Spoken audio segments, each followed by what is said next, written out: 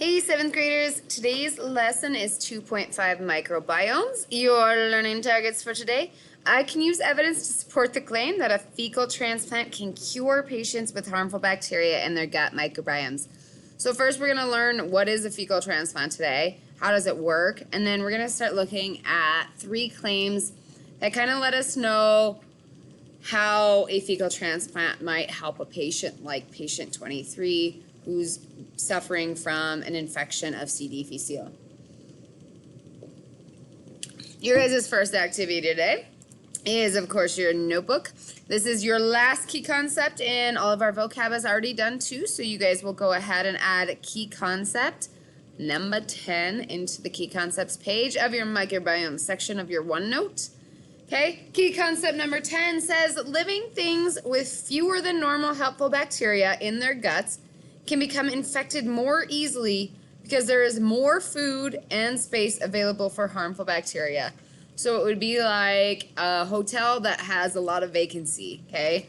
It'd be easy for a harmful bacteria to move in there, or a buffet with no one in line, okay? There's no one competing with it for food or space, so it's easy for harmful bacteria to move in when there's less helpful bacteria in a microbiome.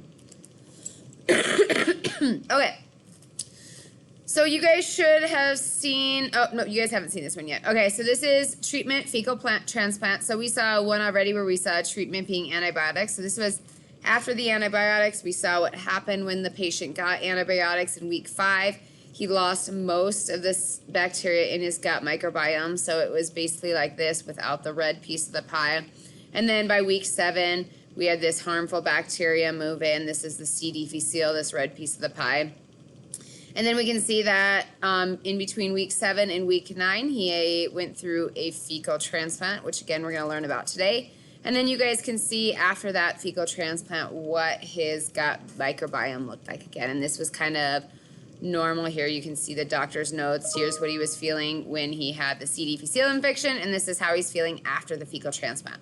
So for your warm-up, you are going to answer this question. What differences do you notice in patient 23's gut microbiome between weeks 7 and 9? Record at least 2 observations. So we're looking for differences. Okay, and again, you should be recording 2 of those. Remember that anytime you guys see a question mark on a slide, that's something that you guys need to have a response or some kind of interaction with this slide for credit. Okay?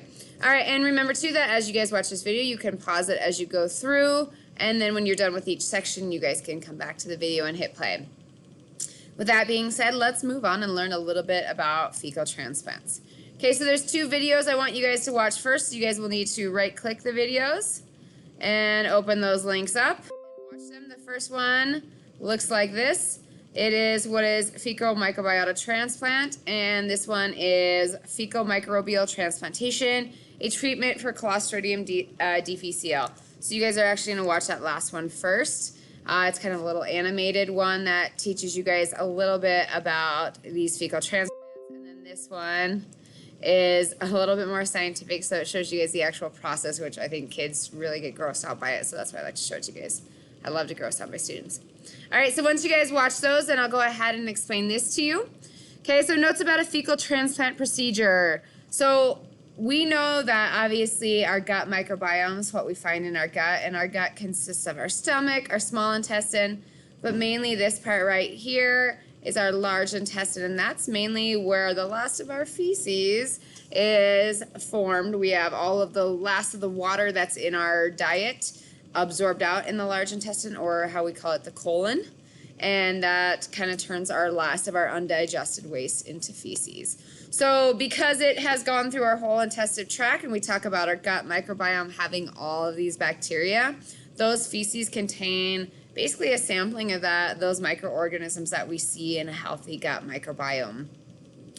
Okay, so a fecal transplant is a treatment where a doctor takes the feces from a person with a healthy gut microbiome and puts it into the gut of a person with an unhealthy gut microbiome. And what you guys saw in that video is obviously they don't just take straight feces out of a person and stick it in another person. That's a little bit convoluted to what actually happens. So you guys kind of saw the process of preparing those feces and then testing and stuff like that to make sure they're adding healthy bacteria into another human being's body.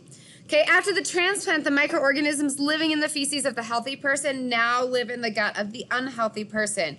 In their new environment, microorganisms use the food and space available in the gut to grow and reproduce. In just a few days, the total number of microorganisms, including helpful bacteria, added to the gut microbiome of the unhealthy person is 75 to 80 trillion. So we definitely see increase in the number of organisms living in a person's gut. Okay, adding more helpful bacteria, microorganisms into the gut is one way the fecal transplant procedure helps to cure a patient with a very harmful infection like C. difficile. When more helpful bacteria take up space and food in the gut, there's less space and food available for harmful bacteria. So that hotel's full and the buffets run dry for all the bad bacteria. Okay, so what we're going to be looking at over the next couple of days, or the next two lessons, I guess, today's lesson and then the next lesson, which is going to be 2.6, is basically how a fecal transplant helps. And there's a claim is that a fecal transplant can work to cure a patient infected with very harmful bacteria, such as C. difficile, in many ways. So there's three subclaims that we're going to look at. Today we're going to focus on this first subclaim here, and then on tomorrow's or the next assignment we're going to focus on these two subclaims. So today let's look at this one. Bacteria from the fecal transplant can fill up the space in the gut, which limits the food and space for invading harmful bacteria. So today we're really going to focus on how food and space can either encourage harmful bacteria to come live in a gut microbiome, or how they can deter them from coming to live in a gut microbiome. Okay?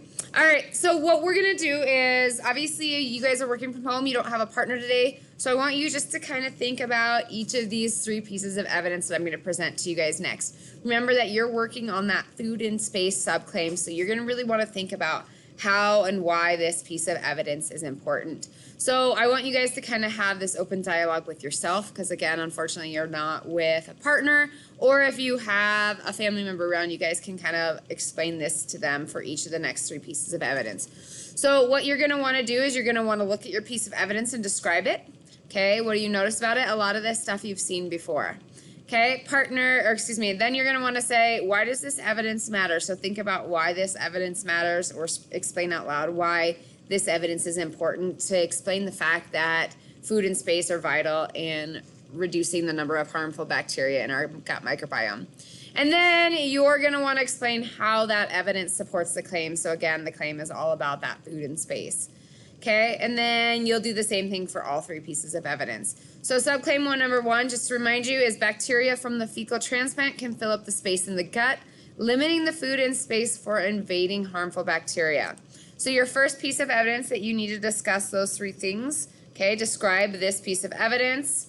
Okay, why does this evidence matter, and how does this evidence support the claim? Okay, so why is this evidence important, and then how does it support the claim that bacteria from the fecal transplant can fill up the space and occupy the food or take the food in a healthy gut microbiome, discouraging harmful bacteria. Okay, so take a look. Again, you guys want to describe what's going on in this piece of data I gave you guys, explain why it matters, okay, and then how it supports the claim. Okay, same thing for your guys' next piece of evidence. Your next piece of evidence is this pie chart that we saw a couple lessons ago. I think it was in 2.4 with the mice and salmonella bacteria. Okay, so again, describe why, what's going on in this piece of evidence. Okay, why this piece of evidence is important, and then how does it support the claim that the fecal transplant helps with food and space. Okay, and finally, your last little piece of evidence, same thing there, is a quote from the Human Microbiome article, which we read a couple lessons ago. Okay, even though they are tiny, bacteria are living things with the same basic needs that all living things share. The human body provides bacteria with the food and living space they need. That's what makes our bodies such a good environment for bacteria. So you want to kind of describe this piece of evidence, explain why it is important, and then how it supports the claim that a fecal transplant can help with food and space.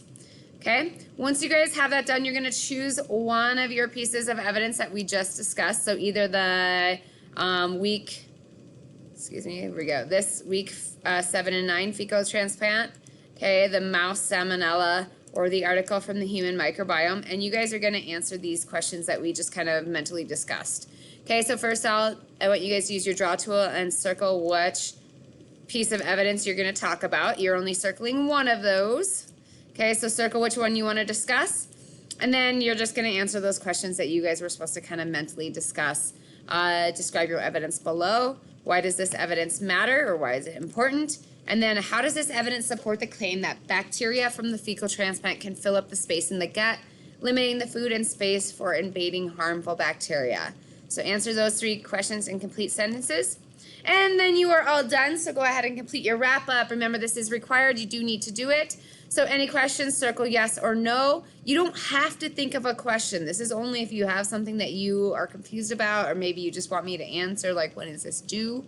Okay, so you don't have to think of a question, so circle yes or no. If you do circle yes, make sure you type your question there so I can answer it. And if you don't have a question, circle no, and you can leave this question part blank. And then circle 4, 3, 2, 1, how do you think you did on this assignment?